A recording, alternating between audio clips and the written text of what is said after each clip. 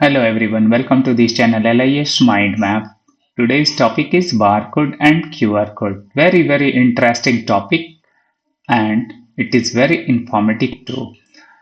Barcode very common, हम लोग आए दिन बाजार में, मॉल में या फिर कुछ स्टेशनरीज को हम लोग परचेज करते हैं तब देखते हैं कि उस पर कुछ स्ट्रिप्स होते हैं, कुछ लाइन होते हैं, पैडल लाइंस होते हैं और कभी कभी हमारा क्या होता है कि वो जो होता है कि क्रॉस्ड भी हमारा होता है लाइन, इस तरह का भी होता है। तो ये एक्चुअली में यही जो स्ट्रिप्स होते हैं, हमारे जो लाइन होते हैं, स्ट्रिक्ट लाइन होते हैं, पैरेलल होते हैं, यह क्या करता है कि डेटा को स्टोर करता है, राइट, और वो कोड में कर लेता है। क्या करता है? वो कोड में कर लेता है। तो बार का मतलब भी होता है कि खरी जो हॉरिजॉन्टल लाइन, और कोड का मतलब क्या हो गया कि जो हमारा स्टोर कर ले, राइट, वो कुछ सांकेतिक तौर पर हमारे डेटा को क्या करता है, वो स्टोर कर लेता है। तो इट इज कॉल्ड बारकोड। तो बड़ा कॉमन सा टर्म भी है, लेकिन इसे समझना, हम लोग यूज करते हैं बहुत सारी चीजों को, लेकिन बट उस पर हम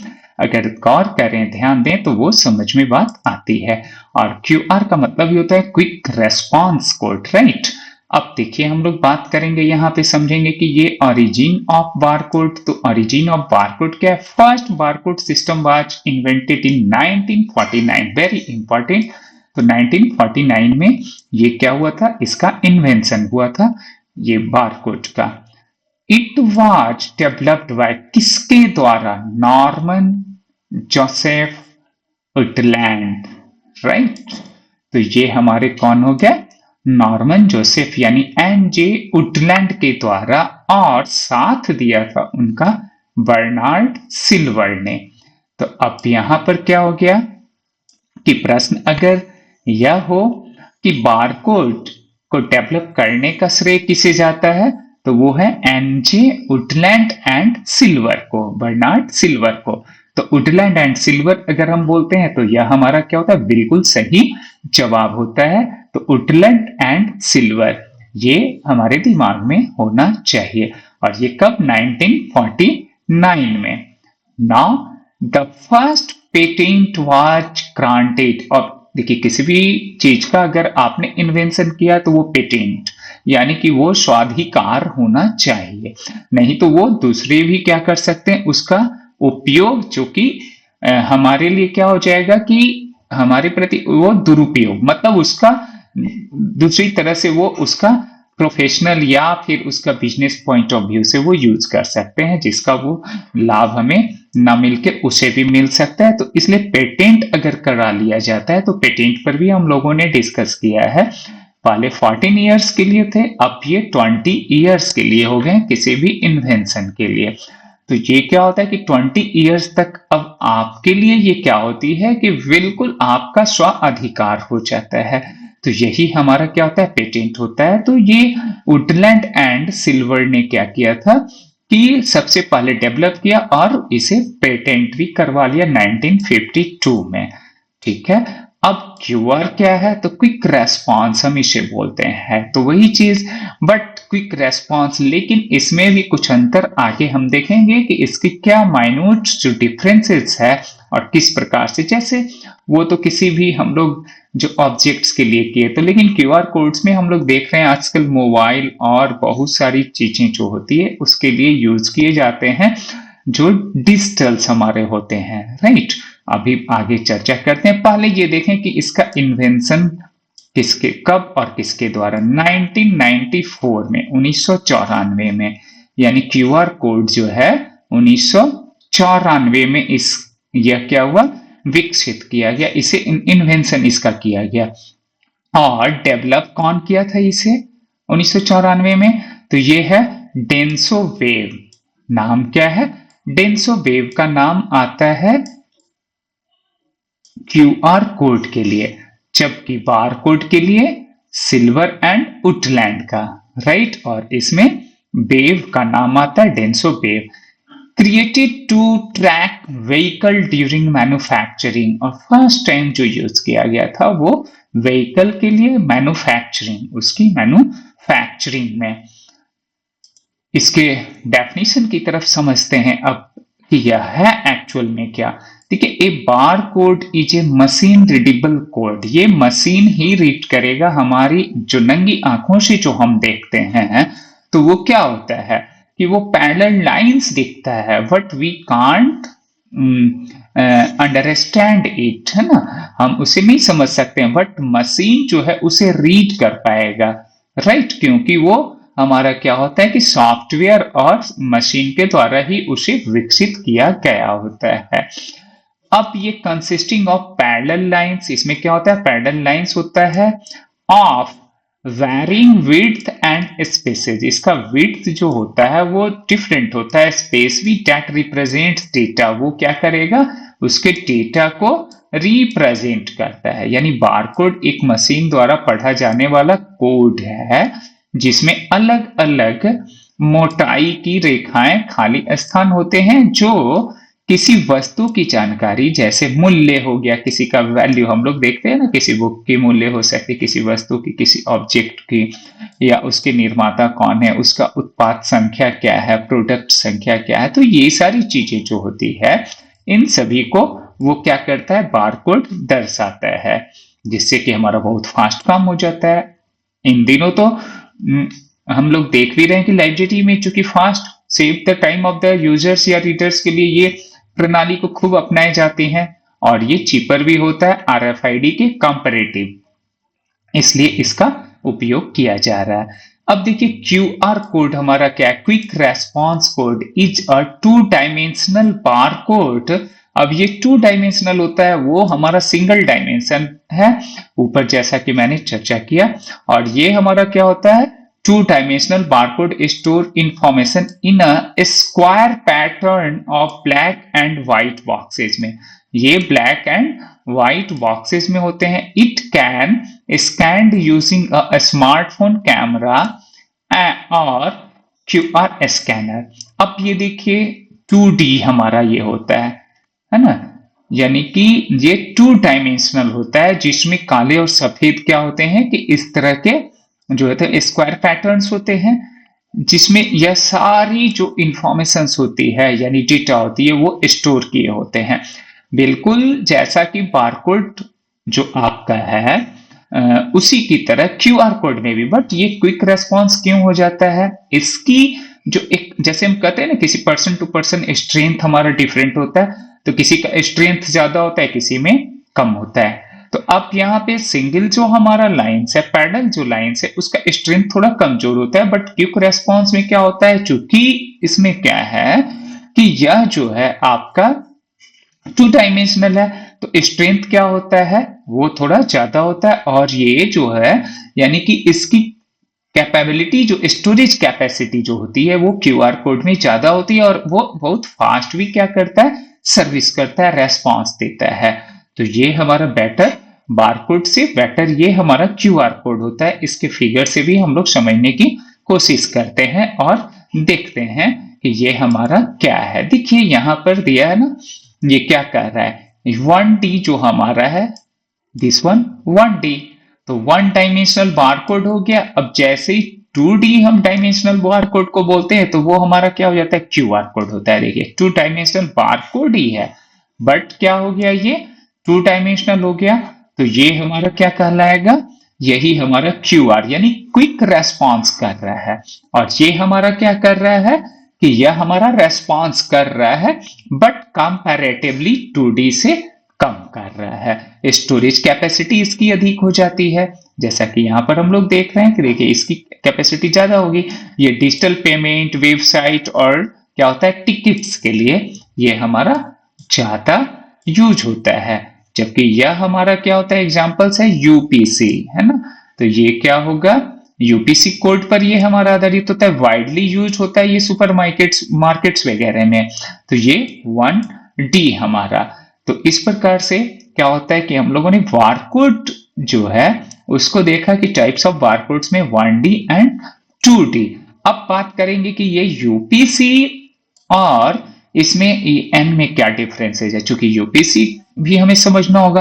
देखिए यूपीसी ऑलरेडी हमारा क्या होता है कि यूनिवर्सल प्रोडक्ट कोड है। ये यूपीसी का फुल फॉर्म क्या है, यूनिवर्सल प्रोडक्ट कोड।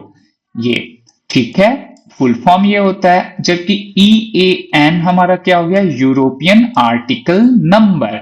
या प्रश्न तो पूछे गए हैं आपके कॉम्पिटिटिव, है ना, क्वेश्चंस में कई बार रिपीट किए गए हैं, और उसमें पूछा गया है कभी कभी इंटरनेशनल आर्टिकल नंबर भी, इसे हम क्या बोलते हैं, यूरोपियन आर्टिकल नंबर को हम लोग क्या बोलते हैं, इंटरनेशनल आर्टिकल नंबर भी बोलते हैं। तो यह हमारा EAN है।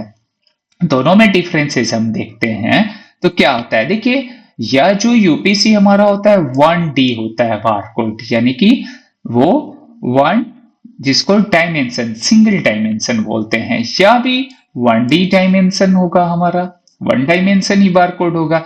बट नंबर ऑफ डिजिट जो यूपीसी में होते हैं, यूनिवर्सल प्रोडक्ट कोड्स में, वो 12 होते हैं। कितने होते हैं, 12 होते हैं, जबकि यह इसमें कितना होता है, 13 डिजिट्स का होता है। गुड एग्जांपल EAN का जैसे हम लोग बात करेंगे, जैसे ये हमारे डिफरेंट ऑब्जेक्ट्स के लिए, यूपीसी में क्या होता है, डिफरेंट जो ऑब्जेक्ट्स होते हैं, मॉल में जाते हैं तो वो सामान, लेकिन आपने जब देखा होगा कि किसी भी बुक को, तो वो कितने में कर दिया गया है, वो 13 डिजिट्स में कर दिया गया है। पहले वो 2007 तक, है ना, यानी कि हम ऐसे कहेंगे 2007 से पहले 1 जनवरी 2007 से जो है वो 13 डिजिट ISBN को कर दिया गया, और उसका फर्स्ट जो पार्ट हमारा होता है वही तो EAN है, यूरोपियन आर्टिकल नंबर होता है, और ये 13 डिजिट होता है। ISBN कितने डिजिट के अभी हो गए हैं, तो ये 13 डिजिट के हो गए, है ना, ये 1 जनवरी 2007 से। तो यह भी क्वेश्चंस पूछा जा चुका है। देखिए यहाँ पे 2 क्वेश्चंस तो रिपीट किए गए कई बार, राइट, तो ये बहुत महत्वपूर्ण बन जाता है हमारे लिए। ऑरिजिन देखें, ये क्या है, यूनाइटेड स्टेट में, जबकि इसका यूरोप में। अब geographical use mainly USA and Canada में, यूपीसी का कहां पर यूज हो रहा है, United state of America and Canada में, और जबकि इसका वर्ल्ड वाइड ये यूरोप, एशिया एंड एटसेट्रा, है ना। और लीडिंग डिजिट्स ये नो कोड्स, इसमें नो कंट्री कोड्स, और इसमें जो आपका होता है फर्स्ट डिजिट जो होता है रिप्रेजेंट कोड्स, यानी कि ये फर्स्ट जो EAN में हमारा होता है ना, वो 13 डिजिट्स का जो पहला जो हमारा फर्स्ट डिजिट होता है वो क्या करता है, डिफाइन करता है, वह कोड करता है किसी कंट्री का। जैसे अपने कंट्री का 9, है ना, आप 13 डिजिट देखेंगे किसी भी बुक में, देखेंगे ISBN जो है वो देखेंगे कि 97 से ये स्टार्ट होगा, तो इट मींस कि इट डिनोट्स, है ना, ये क्या करता है, डिफाइन करता है कि ये हमारा जो है कंट्री को, ठीक है। अदर कंट्रीज की बुक को देखें, उसका डिजिट चेंज कर जाएगा शुरू का, तो ये ISBN, तो ये गुड एग्जांपल हमारा है, ठीक है। अब देखिए पर्पस ऑफ बारकोड क्या है, तो इसका जो है सबसे पहला पर्पस है कि बुक आइडेंटिफिकेशन, हम उसको आइडेंटिफाई कर लेते हैं, स्कैन करेंगे वो हमें मिल जाएगा जानकारी। तो each book gets unique barcode number, और ये हमारा क्या होता है, यूनिक बारकोड ही इसका मतलब है कि it's accession number, unique number जिसे हम बोलते हैं। तो यह हमारा है। इशू रिटर्न में ये हमारा क्या करता है, काफी मदद करता है। Quick scanning during the circulation, issue return जब हम करते हैं तो क्विक हमारा होता है, अब बस स्कैन करें वो हमारा क्या होगा कि आसानी से आ जाएगा। स्टॉक वेरिफिकेशन में भी वो हमें क्या करता है कि काफी हेल्प करता है, हेल्प इन इन्वेंट्री चेकिंग। आप इसे फिगर के थ्रू भी देख सकते हैं और समझ सकते हैं, यह फिगर आपको दिखला रहा है, देखें यहाँ पर यूनिक बारकोड हमारा है ना, यहाँ पर तो ये क्या कर रहा है, यूनिक बारकोड लगा दिया गया, आसानी से स्कैन कीजिए। यहाँ पर स्कैन देख रहे हैं हम लोग, स्कैन करते ही हमारा क्या होता है, ये डेटा पूरा एकदम सामने आ जाता है मॉनिटर पे, और आ गया, हम लोग क्विक उसे रिटर्न कर लें, इशू कर लें, तो ये हमारा बहुत फास्ट हमारा हो जाता है। तो सर्कुलेशन सिस्टम भी हमारा हो जाता है, और स्टॉक वेरिफिकेशन के लिए भी ये हमारा, चूंकि अब उसमें वर्षों लगते हैं, समय लगते हैं, कभी 2 महीने, कभी 1 महीने, 3 महीने, वो डिपेंड करता है, कभी कभी तो वर्ष भी लग जाते हैं। कैसे लगते हैं, एक डिवीजन का, दूसरे डिवीजन का, एक सेक्शन का, दूसरे सेक्शन का, तीसरे सेक्शन का, एंड सो इस तरह से करते रहते हैं, ताकि यूजर्स को प्रॉब्लम ना हो, वो यूज हमारी सर्विस का इम्पैक्ट, सर्विस पर हमें कोई इफेक्ट ना पड़े, ऐसा इसलिए करते हैं। तो उसमें समय भी लगता है, और कभी कभी तो कुछ लाइब्रेरियां ऐसी होती है कि कुछ दिनों के लिए उसे बंद किया जाता है, सर्विस हमारा क्या होता है वहां पे रुक जाता है, तो ये अच्छा नहीं होता है। तो ये ऐसे में यह जो टेक्नोलॉजी है हमारा क्या करता है कि काफी कार्य करता है ना। तो बारकोड स्कैनर है ना, बारकोड स्कैनर से आप देखिए पेस्ट कर देते हैं इनसाइड से, और वो हमारा क्या होता है कि स्कैन करते ही हमारा रिजल्ट तुरंत वो देने लगता है। तो ये हमारा इसमें भी काफी मदद करता है। अब मेंबर का जो है, हम लोग देख रहे हैं कि मेंबर जो आइडेंटिफिकेशन है उसकी आई कार्ड्स पर भी हम लोग क्या करते हैं, चिपकाते हैं, बस स्कैन कीजिए, वो डिटेल्स हमारा पूरा का पूरा आ जाता है। आजकल तो स्कूली बच्चों के बीच भी देखें, कॉलेज में देखें, हाँ, उससे क्या होता है, बारकोड उसमें लगा होता है, राइट। तो ये हमारा क्या हो गया कि लाइब्रेरी मेंबरशिप कार्ड में भी क्या है कि ये सेव द टाइम, यानी कि फास्टर देन द मैनुअल हमारा है, तो सेव करता है टाइम को। रिड्यूस एरर्स, ये यूजर्स को भी क्या करेगा, रिड्यूस करेगा, चूंकि ये ह्यूमन एरर तो हो सकता है, इसमें हमारा कभी भी ऐसा नहीं होता है, या तो पूरी तरह से ये ट्रैक करेगा, अदरवाइज ये कभी भी एरर वो जल्दी मतलब रेयर होगा। अब एक्सेप्शन की छोड़ दें। तो ये इस प्रकार से हम लोगों ने देखा कि ये किस तरह से ये काम करता है, तो कितना हमारा इंपॉर्टेंट है बारकोड, है ना। और देखें तो कंपैरेटिवली ये हमारा क्या होता है कि ये जो है चीपर होता है किसके, ये RFID के, है ना। तो RFID से ये चीप हमारा होता है। इस प्रकार से हम लोगों ने बारकोड को देखा, यूज लाइब्रेरी में हम लोगों ने देखा, और ये QR कोड्स को भी देखा। तो नाउ अब हम लोग कुछ पैटर्न्स की तरफ चलते हैं और कुछ क्वेश्चन आंसर भी कर लेते हैं। तो देखें यहाँ पे वेरी इजी, बारकोड इज क्या है, ये इनपुट डिवाइस है या फिर मशीन रीडेबल कोड है। तो ऑफ कोर्स ये मशीन रीडेबल हमारा क्या है, कोड है। तो इसका सही जवाब है ना। Traditional barcode is also known as, traditional जो हमारा होता है बारकोड, उसे हम किस नाम से जानते हैं। तो ट्रेडिशनल देखते हैं हम लोग, जो मॉल वगैरह में जाते हैं वो क्या करता है, 1D, यानी कि ये हमारा सिंगल डायमेंशन हमारा होता है, 1 डायमेंशनल कोड होता है ना। जबकि हमारा QR कोड होता है तो वो क्या होता है कि वो हमारा 2 डायमेंशनल होता है। तो ये हमें ध्यान रखना है। QR कोड कैसा होगा, तो वो क्विक रेस्पॉन्स, QR का मतलब ही क्या होता है, क्विक रेस्पॉन्स कोड। तो इसका सही जवाब ये हो गया। QR code was invented 1994 by, किसके द्वारा, तो ये हम लोगों ने पहले ही जाना था, किसके द्वारा, डेंसो बेव के द्वारा, है ना। जबकि हमारा जो है वो बारकोड किसके द्वारा था, विल्सन एंड सिल्वर के द्वारा था। तो ये हमें दिमाग में रखना ही होगा, है ना। तो ये QR कोड डेंसो बेव के द्वारा। Now which code can store more data, कौन करेगा, बारकोड करेगा, यूपीसी करेगा, या फिर QR कोड करेगा। QR इसलिए करेगा क्योंकि ये 2 डायमेंशनल हमारा है, तो ये ज्यादा स्टोर करेगा, ज्यादा इसमें स्ट्रेंथ होता है, ज्यादा कैपेसिटी होता है, ये कैपेबल होता है और क्विक रेस्पॉन्स भी करता है। सो दैट की QR code is the right answer. Now UPC stands for हमारा क्या है, तो ये हमारा यूनिवर्सल प्रोडक्ट कोड, इसका जो है फुल फॉर्म है। यूपीसीए कंटेन्स, ये कितने डिजिट्स के ये हमारे होते हैं, तो देखिए यूपीसी जो हमारा कंटेंट्स होता है उसमें हम लोगों ने ऊपर देखा था, और EN 13 डिजिट्स है तो ये 13 हो गया, और ये हमारा कितना हो जाएगा, ये 12 डिजिट्स हो गया ना। ऊपर कंपैरेटिव स्टडी हम लोगों ने किया था, और EN 13 होता है, चूंकि हम लोगों ने ISBN की बात की थी तो 2007 से, तो ये इसका 13 डिजिट हमारा सही जवाब होगा। ना हम लोग बात करेंगे कि द ऑर्गेनाइजेशन दैट स्टैंडर्डाइजेशन जो है यूपीसी एंड EAN इज क्या है, तो ये हमारा क्या है, GSI से इसका संबंध है।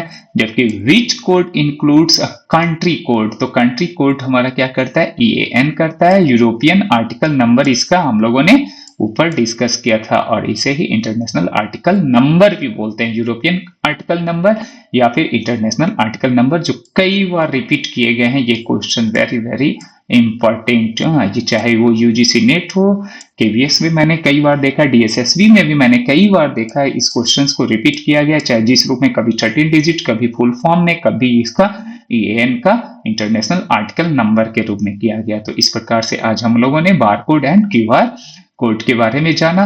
सो आपने पेशेंसली वॉच किया, thank you so much once again. पुनः मिलता हूं नए वीडियो के साथ।